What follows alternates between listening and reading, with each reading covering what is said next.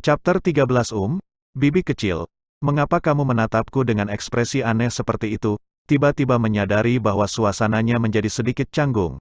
Xiao Che menahan napas untuk sementara waktu sebelum dengan hati-hati bertanya. Hanya kemudian melakukan mata indah Xiao Lingqi, yang memiliki pandangan bingung untuk waktu yang lama, gemetar sedikit. Dia buru-buru mengalihkan pandangannya dan menundukkan kepalanya, dengan lembut meludahkan, apakah kamu tidak takut bahwa istrimu King Yu akan mendengar kata-kata yang kamu katakan tadi? Xiao Che mengadakan pertunjukan melihat sekeliling, dan kemudian dengan polos berkata, sepertinya tidak ada orang di sekitar kita, jadi apa yang kamu takutkan? Tetapi bahkan jika dia mendengar saya masih tidak perlu takut. Anda tidak tahu bahwa dia sebenarnya tidak dengan tulus ingin menikahi saya, dan saya juga tidak benar-benar ingin menikah dengannya. Jika itu adalah bibi kecil, aku. Jangan bicara. Jangan terus berbicara, Xiao Lingqi mengulurkan tangannya dan dengan paksa menekannya ke bibirnya. Dengan tegas menyegel kata-kata selanjutnya, hanya setelah waktu yang lama dia melepaskannya, sekali lagi menyandarkan tubuhnya di bahu Xiao Che, dengan damai berkata, Che kecil, meskipun aku lebih muda darimu setahun, aku benar-benar, tanpa ragu, bibi kecilmu.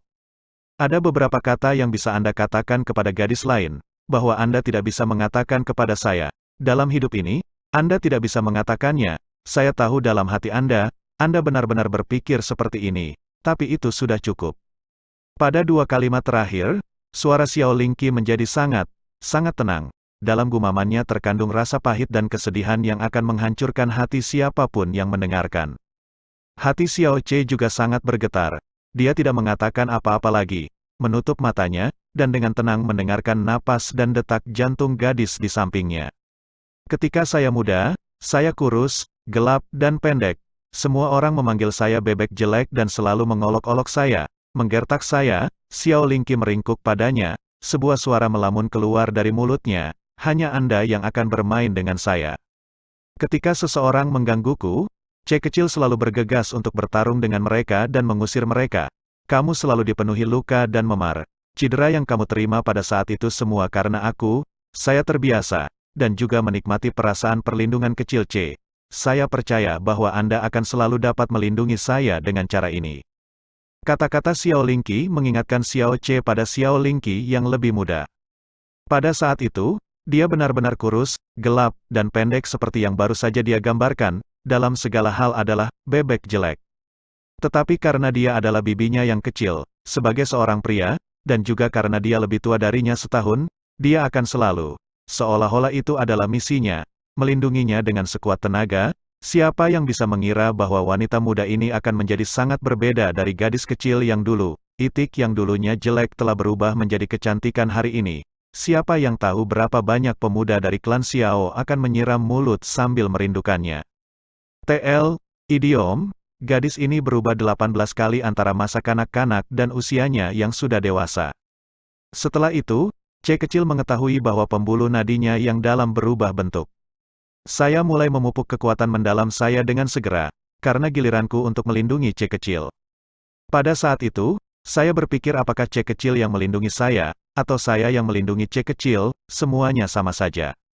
Bagaimanapun kita bisa bersama. Baru setelah aku tumbuh dewasa perlahan aku mengerti, Che kecil itu akan menemukan seorang istri, dan aku juga harus menikah. Pada saat itu, kami benar-benar tidak bisa seperti sebelumnya. Selain itu, dari semua gadis di dunia, satu-satunya Che kecil yang tidak bisa menikah adalah aku. Dari semua anak laki-laki di dunia, satu-satunya yang saya tidak bisa menikah adalah Che kecil. Xiao Che, setelah sekian lama, saya pikir saya sudah sepenuhnya menerimanya. Hari ini Che kecil menikah. Aku seharusnya benar-benar bahagia, tetapi dari pagi hingga sore, rasanya seperti ada sesuatu yang tersumbat di hatiku. Itu adalah rasa sakit yang tak terlukiskan. Ketika saya ingin tidur, saya tidak bisa tidur, tidak peduli apa yang saya lakukan, dan kecil Che. Ketika Anda mengatakan kata-kata itu kepada saya agak senang, tetapi juga sangat sedih. Apa yang terjadi pada saya?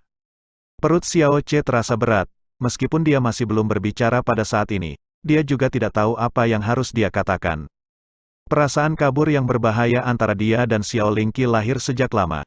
Ketika mereka menjadi sadar akan perasaan berbahaya dan terlarang semacam ini, mereka masih tetap bersama siang dan malam. Tetapi tidak pernah ada sedikit pun pembicaraan jujur tentang hal itu. Alih-alih, dalam hati mereka, mereka menyalahkan kasih sayang keluarga. Si dia tanpa ingatan seumur hidup dari Azure Cloud Continent memiliki kepribadian pengecut dan egois. Bahkan sampai mati, dia hanya akan mencoba melarikan diri dari kata-kata yang tidak mungkin baginya untuk mengatakannya dengan lantang.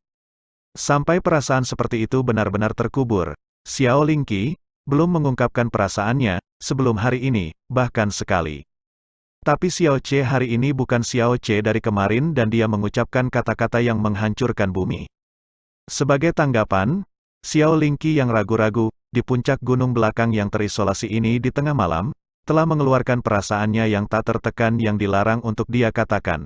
Saat ia menghirup aroma gadis yang menawan ini, ia mengulurkan lengan kanannya, dengan ringan merangkul tubuh Xiao Lingqi. Tubuh Xiao Lingqi sedikit bergetar, tetapi tidak melawan. Dia menutup matanya, diam-diam bersandar di atasnya dengan seluruh berat tubuhnya. Tubuh cantik gadis itu lembut, seolah-olah tanpa tulang, seperti batu giok yang hangat, harum dan lembut. Kulitnya yang lembut dan halus, meskipun dipisahkan oleh beberapa lapis pakaian, masih bisa menyebabkan jiwa seseorang bergetar. Xiao Ce tidak berani memeluknya terlalu kuat, takut bahwa dia akan menakut-nakuti atau menyakitinya dengan sembrono. Namun, segera, dia merasakan sepasang batu giok seperti lengan membungkus punggungnya, mengambil inisiatif untuk memeluknya lebih dekat dan lebih dekat. Embusan aroma aromatik yang samar dari tempat yang tidak diketahui juga masuk ke hidungnya dan kemudian berlanjut jauh ke dalam hatinya. Kesediaan Xiao Lingqi melenyapkan keraguan di hati Xiao Ce. Dia mengulurkan lengan kirinya untuk merangkul pinggang rampingnya, tetapi pikirannya tiba-tiba membeku. Tujuan lengannya secara tak sengaja berubah. Saat mendarat, perasaan benjolan yang lembut dan hangat ditransmisikan ke tangannya. Ah! Mulut Xiao Lingqi mengeluarkan erangan. Pikiran Xiao Ce berantakan. Dia segera ingin melepaskan tangannya, tetapi lengan giok Xiao Lingqi yang lembut terletak di atas tangan yang telah meraihnya terlebih dahulu. Pada awalnya, Xiao Ce mengira dia ingin mengayunkan tangan yang secara tidak sengaja telah melanggarnya, tapi, tangannya yang seperti batu giok hanya menggenggam telapak tangannya dan beristirahat di sana, tidak bergerak menjauh, tetapi tidak membiarkannya memukul-mukul, di antara payut asteris ranya yang menjulang tinggi. Xiao Ce masih bisa merasakan detak jantungnya yang liar. Suara napas Xiao Lingqi kasar dan berat. Sebuah pemerah pipi telah lama memanjang dari wajahnya ke leher batu giok berwarna salju. Dia dengan erat menutup matanya dan membenamkan kepalanya ke dadanya, benar-benar tidak bergerak, seolah berusaha keras untuk membuktikan bahwa dia sudah tertidur. Xiao Ce juga menutup matanya, benar-benar diam dan benar-benar diam. Dua di antara mereka meringkuk dengan damai satu sama lain. Pada titik ini, tidak satu pun dari mereka yang mau berbicara, karena itu akan menghancurkan mimpi yang sama sekali tidak terganggu ini. Malam itu telah tumbuh lebih dalam. Ketika Xia Qingyu menemukan mereka, mereka masih dalam posisi yang sama, tetapi tertidur lelap. Xia Qingyu keluar untuk mencari Xiao Ce. Dia awalnya berpikir dia baru saja pergi untuk menghirup udara segar. Sementara dia keluar, menghirup udara segar, dia juga meninggalkan tempat tidur dan meletakkan selimut di sudut itu sehingga dia bisa dengan aman tidur di sana sekembalinya. Tapi setelah menunggu lama, dia masih belum kembali. Alih-alih dari arah suara sebelumnya, dia tampaknya telah memanjat dinding menuju pegunungan belakang klan Xiao. Dengan kekuatannya yang sangat lemah hanya pada tingkat pertama dari alam mendalam dasar, dia telah pergi ke pegunungan belakang, untuk waktu yang lama tanpa kembali. Di tengah malam, Xia Qingyu akhirnya tidak dapat menahan kembali dan keluar untuk mencarinya. Jadi, membiarkan dia menyaksikan adegan ini di hadapannya, yang menyebabkan dia menatap dengan heran. Hari ini adalah hari pertama dia dan Xiao Ce sebagai pasangan menikah.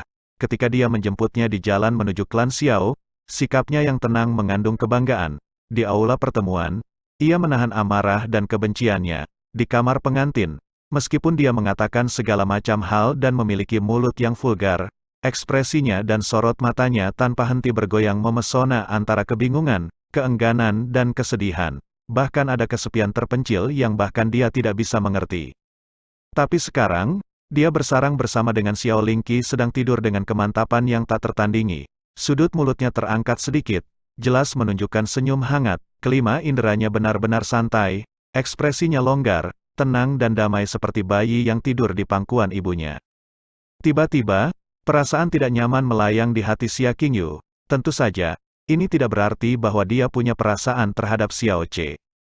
Tapi dia dan Xiao Che telah menjadi pasangan menikah. Dia selalu percaya bahwa pernikahan ini hanyalah formalitas baginya, bahwa status sebagai suami atau istri juga hanya sebatas gelar, dan bahwa tidak ada yang dapat menyebabkan bahkan sedikit pun riak di dalam hatinya.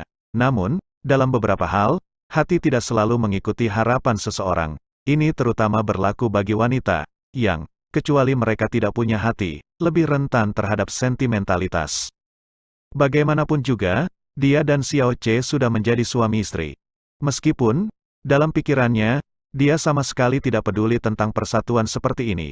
Tetapi kenyataan bahwa Xiao Che sekarang adalah suaminya masih akan tercetak jelas di alam bawah sadarnya. Karena dia adalah suaminya, dia seharusnya hanya menjadi miliknya. Sebagai gantinya, pada malam pernikahannya, dia berpelukan dengan wanita lain sampai mereka berdua tertidur. Dengan ekspresi yang begitu hangat dan puas di wajahnya, alam bawah sadarnya akan secara alami meningkatkan reaksi yang tidak dikenal itu. Bahkan jika gadis itu adalah bibinya yang kecil, perasaan tidak nyaman semacam ini menyebabkan jantung peri yang biasanya tenang dan beku membengkak sedikit. Rasa kesal ini membuatnya bisa segera bangun dari lamunannya, dan dengan cepat memusatkan semua perhatiannya untuk menenangkan hatinya. Setelah beberapa lama, perasaan berduri itu secara bertahap menghilang dan hatinya sudah benar-benar bersih. Dia tidak mengganggu Xiao Che dan Xiao Lingqi dan, dengan langkah kaki ringan, dibiarkan tanpa suara. Kurang dari setelah beberapa saat, Xia Qingyu kembali dengan tergesa-gesa, dengan selimut merah di tangannya. Dia dengan hati-hati meletakkan selimut di atas tubuh Xiao Che dan Xiao Lingqi dan sekali lagi pergi tanpa suara. Ketika Xiao Che bangun, itu sudah subuh. Bersandar di dadanya, Xiao Lingqi masih tidur nyenyak, postur tidurnya sangat manis, jika seseorang mengabaikan gumpalan besar air liur di dadanya. Pikirannya yang tertutup kabut tidur berangsur-angsur hilang, dan sedikit demi sedikit, adegan tadi malam diputar ulang di Xiao Che. Kepala, meskipun bahunya mati rasa dan pegal setelah sepanjang malam, dia tidak berani bergerak sedikit pun untuk tidak mengganggu tidur damai Xiao Lingqi. Pada saat itu juga dia tiba-tiba menemukan selimut merah tua yang menutupi tubuhnya. Yah, F***CK, saat dia mengangkat tangannya untuk meraih selimut, raungan rendah, tak terkendali keluar dari mulut Xiao Che. Ini jelas adalah selimut yang baru saja disiapkan kemarin, dan telah diletakkan di atas tempat tidur kamar pengantin. Xiao Che mendongak ke arah halamannya sendiri. Hatinya melepaskan erangan. Di malam pernikahan, bukan saja dia tidak berada di kamar pengantin, tetapi juga pergi dan tidur dengan wanita lain. Sepanjang malam, istrinya yang baru menikah juga secara pribadi datang untuk memberikan selimut. Skenario ini benar-benar mengasyikkan.